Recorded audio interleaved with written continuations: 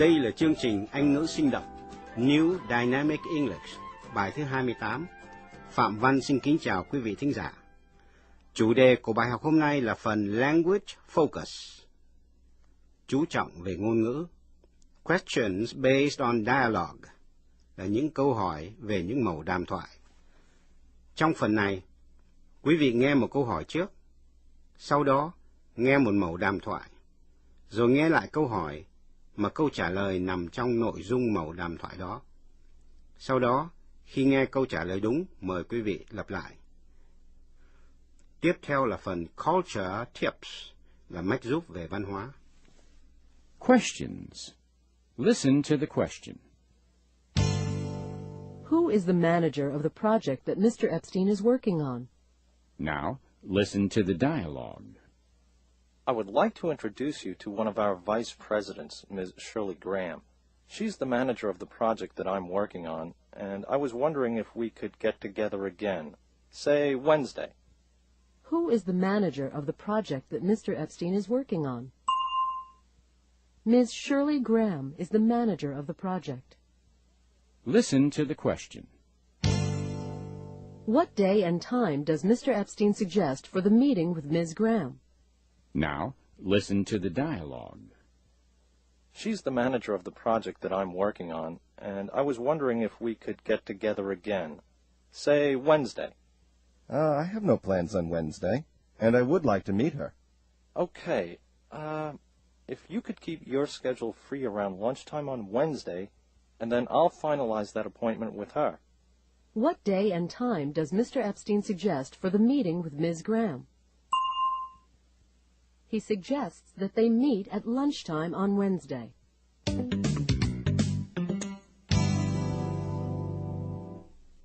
Trong phần tới, quý vị nghe Gary chỉ cách từ chối một đề nghị và đưa ra một đề nghị khác. Xin nghe mấy chữ khó. Động từ suggest, S-U-G-G-E-S-T, to suggest, đề nghị. Tương tự, to propose. To reject, từ chối, R-E-J-E-C-T, to reject. A suggestion, một lời đề nghị. Reject a suggestion, từ chối một lời đề nghị. Tương tự, to refuse, R-E-F-U-S-E, to refuse. Danh từ của nó là refusal, số nhiều, refusals, những lời từ chối. Suggest an alternative, đề nghị một cách khác. Alternative, đánh vần, A-L-T-E-R-N-A-T-I-V-E,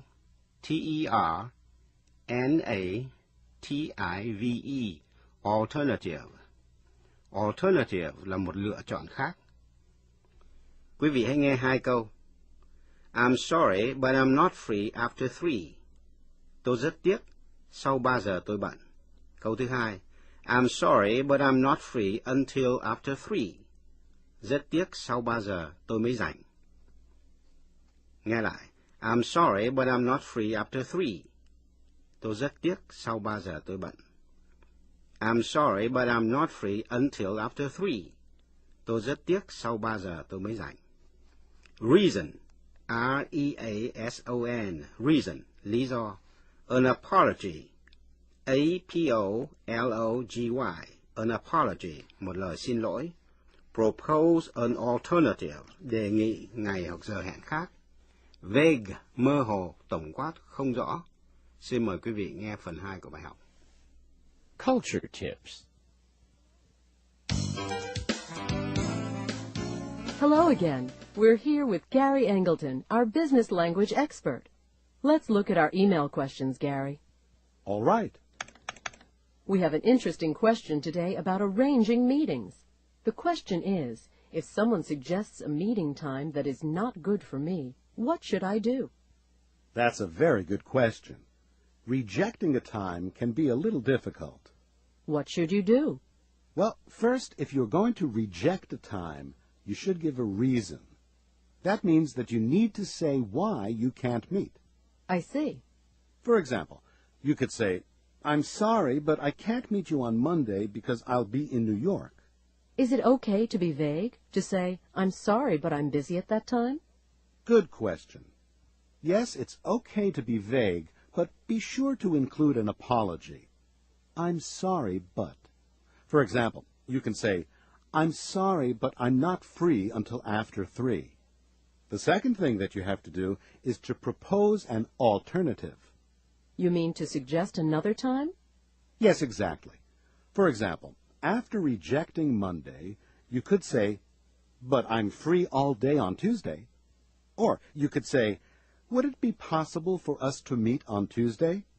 If you continue like that, you will soon find a time that is good for you both. Thanks, Gary.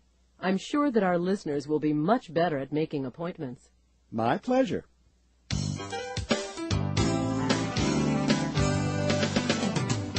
Sau đây là phần đàm thoại ngắn. Nghe câu hỏi trước, rồi nghe mẩu đàm thoại. Sau đó nghe lại câu hỏi mà câu trả lời nằm trong mẩu đàm thoại vừa nghe. Có mấy chữ khó. Out of town. Out of town. Phải đi vắng khỏi nơi đang ở.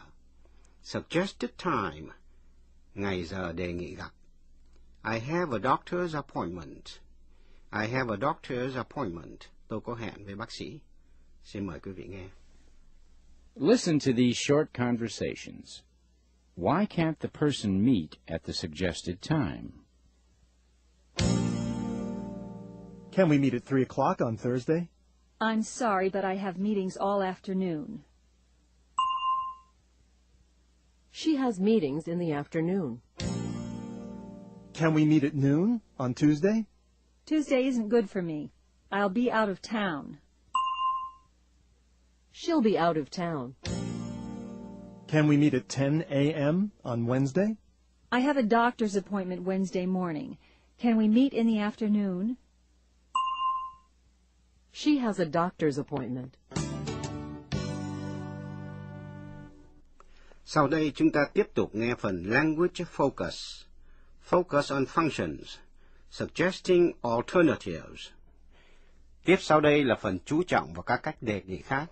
Xin nghe những câu đề nghị từ chối và đề nghị khác. Mary hỏi Sarah xem cô có rảnh để họp bàn về sản xuất không. Quý vị sẽ nghe chữ production meeting. Are you free at 3 tomorrow for a production meeting? Quý vị cũng nghe câu Could we make it earlier in the day? Chúng ta họp sớm hơn được không? Why don't we try for 11:30? Why don't we try for 11:30? Check with others. Check with others là hỏi xem những người khác xem giờ đó có tiện không. Get back to you. Get back to you sẽ gọi lại bạn. Xin mời quý vị nghe. Business dialogue. Let's listen to today's business dialogue. Mary is calling Sarah to see if she's available for a production meeting. Hello, Sarah. Yes? This is Mary. Are you free at 3 tomorrow for a production meeting? No, sorry. I'm meeting at 3 with Mr. Thompson. Could we make it earlier in the day? How about 10 o'clock or 10:30? I'm busy until 11 o'clock. Why don't we try for 11:30? That's good for me. Okay, I'll check with the others and get back to you. Okay, great. Tiếp sau đây là phần Language Focus. Focus on functions. Suggesting alternatives. Sau đây là phần thực tập về cách đề nghị khác. Xin nghe rồi lặp lại những câu đề nghị, câu từ chối và đề nghị khác.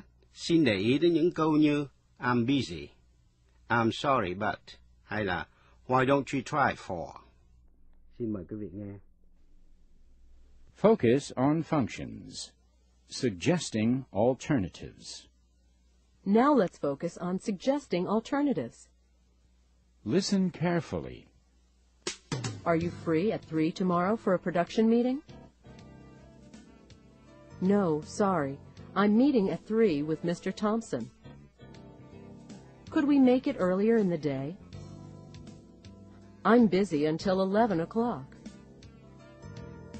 Why don't we try for 11:30? Trong phần kế tiếp, ta nghe Gary mách mấy câu hay dùng khi từ chối. tiếng Anh gọi là refusals, và đưa ra một đề nghị khác, tiếng Anh gọi là counter suggestions hay là alternatives. Đó là những nhóm chữ như is not good for me, I'm sorry, but.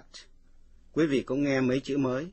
A negotiation, to negotiate, thương lượng, a negotiation, một sự thương lượng. To apologize, A-P-O-L-O-G-I-Z-E, to apologize, xin lỗi. An apology, một lời xin lỗi. I apologize, please accept my apologies. I'm sorry, tôi xin lỗi, tôi ân hận. I'm sorry, but I'm meeting at 3 with Mr. Thompson. Tôi rất tiếc, nhưng tôi sẽ họp với ông Thompson lúc 3 giờ.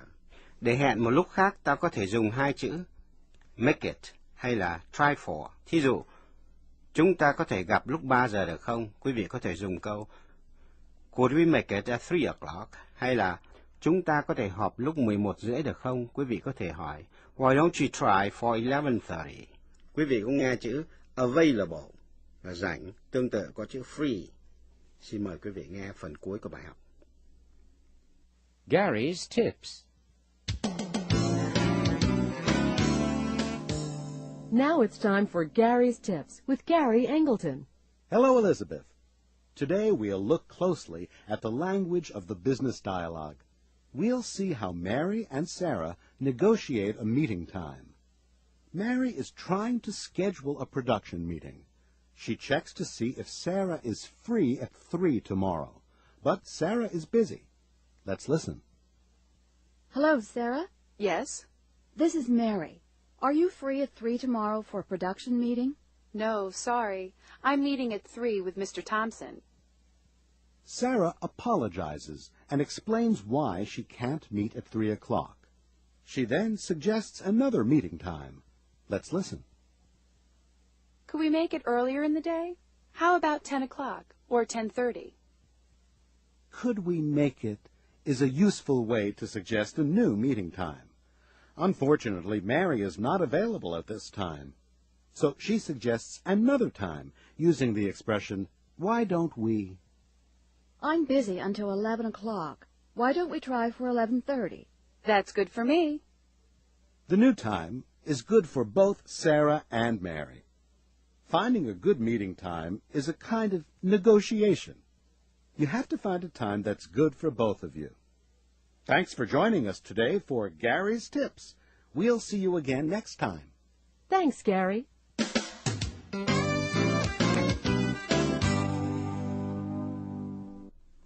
Quý vị vừa học xong bài số 28 trong chương trình Anh ngữ sinh động New Dynamic English. Phạm Văn xin kính chào quý vị thính giả và xin hẹn gặp lại trong bài học kế tiếp.